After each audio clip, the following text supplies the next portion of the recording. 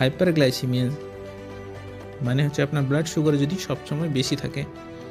একটা গাইডলাইন যেটা এডি গাইডলাইন বা ইন্ডিয়ান আরএসএসডিআই গাইডলাইন যেটা বলছে, যদি আপনার ফাস্টিং গ্লুকোজ মানে খালি পেটে যদি আপনি সুগার টেস্ট করেন, যদি আপনার সুগার 126 mg বা ডিএলের বেশি হয়, তাহলে আপনি ডায়াবেটিক।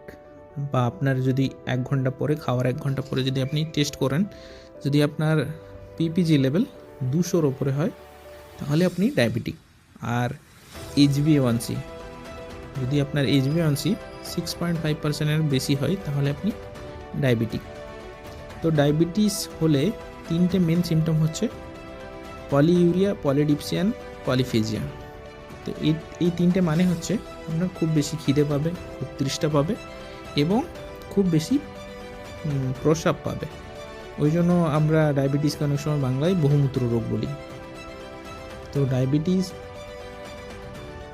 এই রিসেন্ট একটা স্টাডি ডায়াবেটিসের এসছে, যেটা প্রফেসর ডি ফ্রঞ্জো আবিষ্কার করেছেন, যার মধ্যে ডায়াবেটিস, শুধু ডায়াবেটিস একটা অর্গানের উপরে কাজ করে না, ডায়াবেটিস 8টা অর্গানের উপরে এফেক্ট ফেলে। আপনার লিভারের উপরে এফেক্ট ফেলে, আপনার হার্টের উপরে এফেক্ট ফেলে, আপনার মাসেলের উপরে, আপনার কিডনির উপরে এফেক্ট ফেলে। মোস্টলি কিডনি ফেল যাদের হয়, তো এই ডায়াবেটিসের জন্য হয়।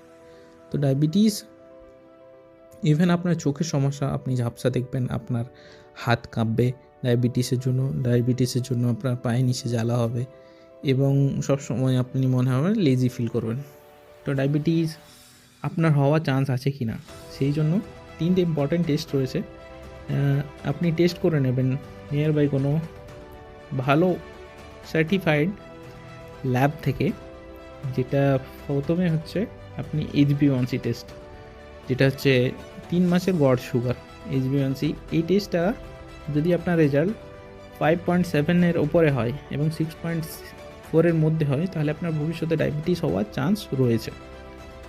আর যদি আপনার ফাস্টিং গ্লুকোজ মানে খালি পেটে আপনি যদি টেস্ট করান, যদি আপনার 100-র ওপরে 125-এর মধ্যে হয়, তাহলে আপনার ভবিষ্যতে ডায়াবেটিস হওয়ার চান্স রয়েছে। তো কীভাবে আপনার ডায়াবেটিস, যদি আপনার চান্স রয়েছে, তো কীভাবে আপনারা রিভার্ট ব্যাক করব, যে রিভার্স ডায়াবেটিসকে রিভার্সাল করব? নিয়মিত এক্সারসাইজ করতে হবে আমাদেরকে, ওয়েট লস করতে হবে, তারপর হচ্ছে লাইফস্টাইল চেঞ্জ করতে হবে। মোস্টলি ডায়াবেটিস একটা লাইফস্টাইল ডিসঅর্ডার।